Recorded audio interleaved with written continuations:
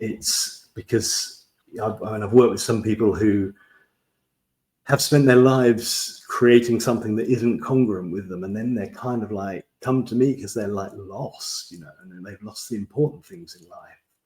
And so we just do some, which one of my clients called spiritual chiropractic. Love that.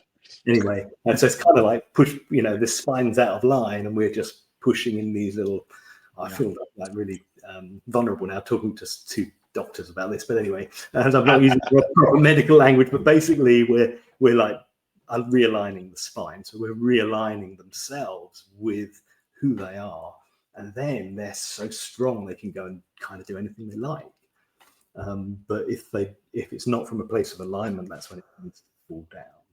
So the dojo work is all of that alignment, really. I've found that's helped me so much in life. I started, I guess, when I was in my mid-20s. I had post-viral depression and anxiety, agoraphobia, panic attacks, and my doctor at the time actually said, or one of the doctors I was seeing at the time actually said, "You realize you're going to have this for life." And I'm even though I was in that state, I'm like thinking, well, that doesn't sound like a great plan, really. I don't want to run that plan, really. Anyway, I had this amazing sort of counselor who was really more like a coach. I learned so much from him, and that was this is the short answer to your question, by the way, Jess. Keep going, I love it.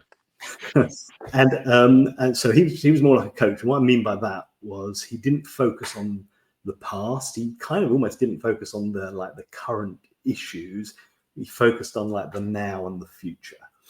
And that's what I do with people. It doesn't matter really what they come to me with, the reason they come to me, the presenting issue, if you like. It's about, right, what can we do now and how can we create that future? And obviously the being, who we're being is a massive, massive part of that, because that encompasses, words and imagination and images and the way we talk to ourselves and all of those things. And congruence is just so important, I found, over that last 3 and a bit decades.